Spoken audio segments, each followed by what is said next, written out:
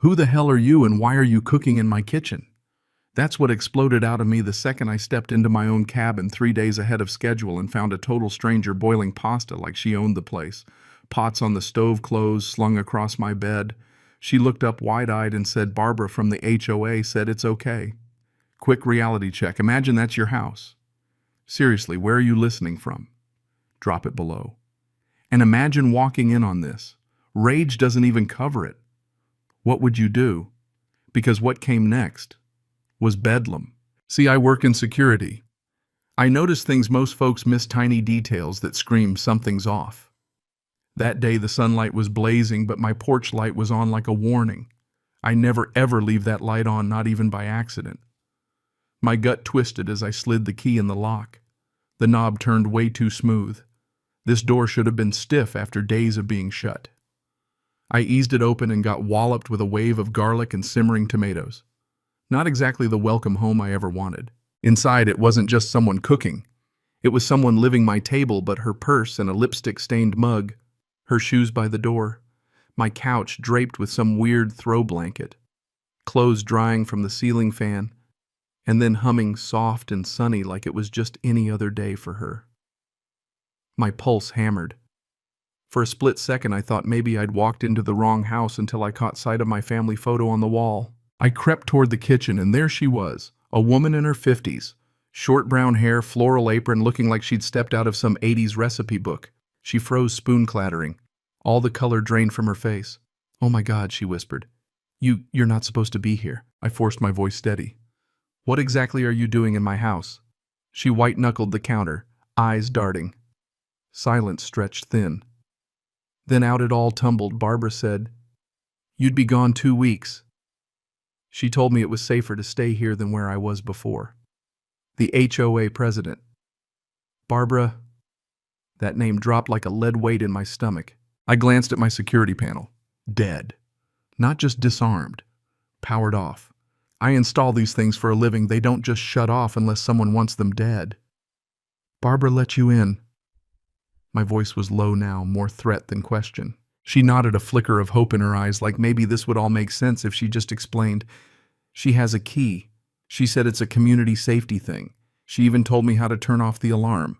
That's when it hit me. Barbara didn't just have a key, she had my codes. And here I was, the guy who lectures clients about never handing out access, getting blindsided in my own cabin. My jaw hurt from clenching. "Pack your things," I said. "You're leaving. Now." She started to cry and called Barbara on speaker, her voice shaking. "He's back. He's making me leave." Barbara's voice exploded out of that phone, loud enough for the neighbors. Furious. "Don't let him force you out until I get there." That made me laugh cold and mean. "Force you out, lady, this is my home." As she hovered near the stove, wringing her hands, I walked the house like a crime scene investigator. Drawers opened, my spare blanket on the couch, some stranger's toothbrush by my sink. Every detail a fresh violation. Chloe, that was her name, kept stammering apologies, but I'd stopped listening. My mind was sprinting through every legal angle, every trap Barbara might have set. And that's when the car door slammed outside. The rhythm of high heels smacked the walkway fast, sharp, like she owned every square inch. Barbara herself, in a suit stiff as cardboard and hair so lacquered it reflected the porch light she'd probably left on. She didn't walk in, she invaded. The air in the room dropped 10 degrees. Her eyes locked on mine, not a flicker of doubt, just the calm of a queen entering her throne room. "Grant," she said ice cold, "you returned early, without notifying the HOA. Not a hello, not a how was your trip. Just accusation." "Excuse me," I said, "but this is my house. I don't need permission to come home." She slid a paper from her folder, waving it like a holy writ. Section 12.3. Homeowners absent more than 7 days must notify HOA for security purposes. I stared at the print. "Barbara, I bought this place. I didn't sign away my rights." Her smile was all knives. "Community living requires cooperation. You left the property vulnerable. I ensured it was safe." She flicked her gaze to Chloe as if showing off a charity case. "Safe. By moving someone in without my say-so." "She needed housing," Barbara said, chin up. "We have a duty to help residents in crisis." "She's not a resident. And duty doesn't mean breaking into my house. The tension in the room felt like a stretched cable, one wrong word and it'd snap. How'd you get in? I demanded. The HOA maintains emergency access. She recited it like a pledge. Emergency entry ensures property safety. You killed my alarm, I said. We have master access for your protection. That's when it hit me. This was never about safety. This was about control. You crossed a line, I said. She stepped closer, perfume slicing through the garlic haze. What I did was necessary. Chloe would have been homeless tonight. She's not my responsibility. This isn't charity. It's trespassing. You're overreacting, she said, cool as glass. It was temporary. Temporary. My laugh scraped like gravel.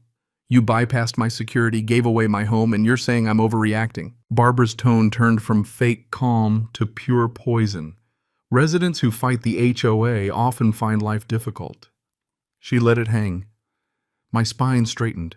Is that a threat? It's reality, she replied. You want harmony, play by the rules. Her rules, not the law. I could see the chessboard in her head. Every homeowner just another pawn.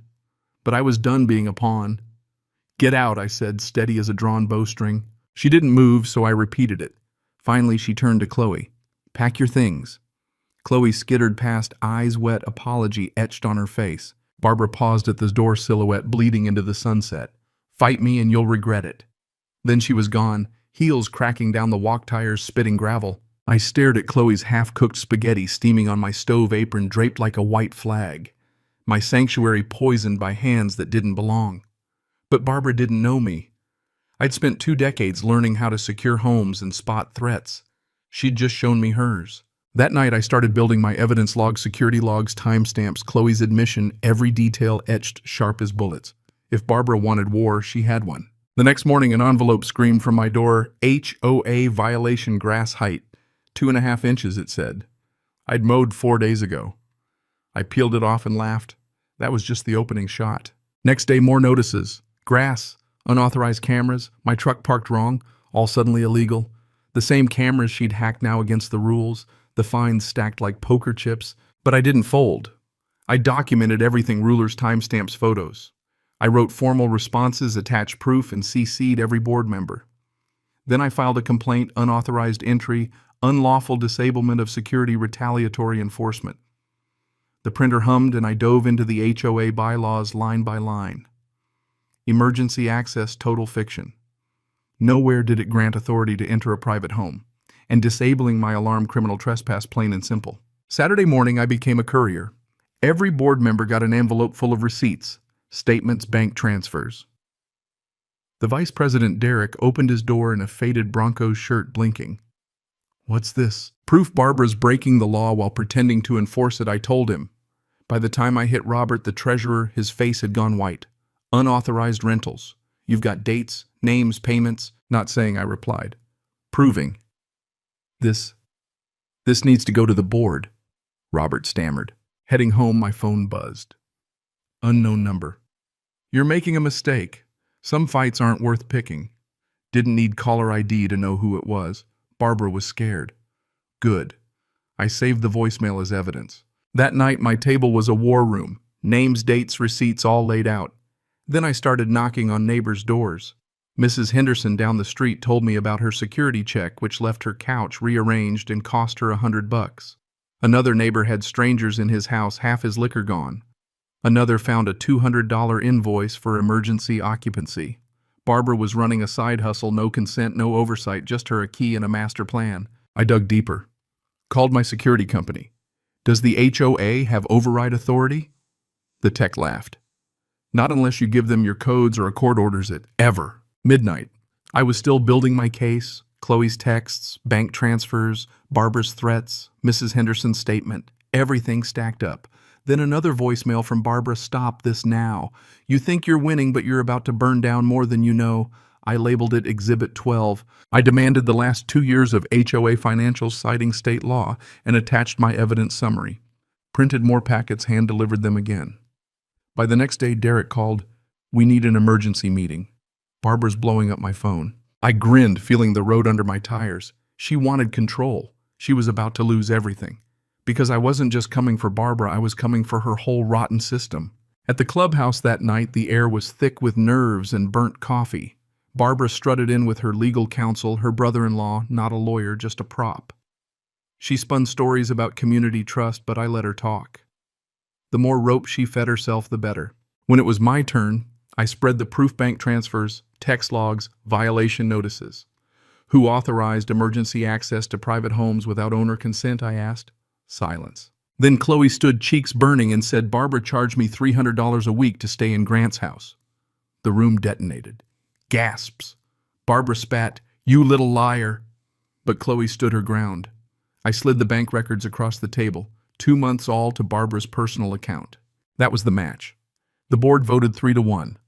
Barbara suspended, effective immediately. She slammed her way out, her brother-in-law stumbling after. "This isn't over," she shrieked, but the door shut like a jail cell. Outside, the air was cold and sharp. My phone buzzed. "You should have stayed silent." I looked up and saw a shadow slide away from the parking lot. She wasn't done, but neither was I. Later, pounding at my door, police lights flashing. Barbara claimed harassment, even fabricated a story about a weapon. I showed the cops my evidence, including the audio. Chloe backed me up, trembling. Barbara told me to lie. She paid my rent with his house. That was it. Barbara exploded, tried to grab the binder, but the officers stopped her cold. "Barbara Sanderson, you're under arrest for fraud, trespassing, and filing a false report." The cuffs went on neighbors' phones, lit up. The Queen's reign ended with a click of steel. 3 weeks later, peace settled over the street. No more fake fines, no more late-night drama. The story blew up online. Barbara's mugshot turned into memes. HOA Queen dethroned the works. The new board rewrote the rules, banned master keys, put every financial record in the open. Neighbors finally talked, sharing stories of Barbara's intimidation, fake fines, break-ins, secret surveillance. 2 years of fear swept away by the truth. One night, cleaning up, I found her master key in a jar. Just a scrap of metal, now powerless, a warning in glass. Karma, for once, wasn't silent, it was trending. Sometimes I sit on my porch, coffee and hand lakes shimmering, and remember how it started. One woman thought her title gave her the keys to everyone's life. But paperwork and power trips only go so far. Receipts and a backbone. Those win. If it happened to you, would you fight back or just walk away? I want to know. Drop your story below. Because in the end, crowns crack, keys rust, and tyrants fall. And a quiet morning on your own porch, that's what winning really is.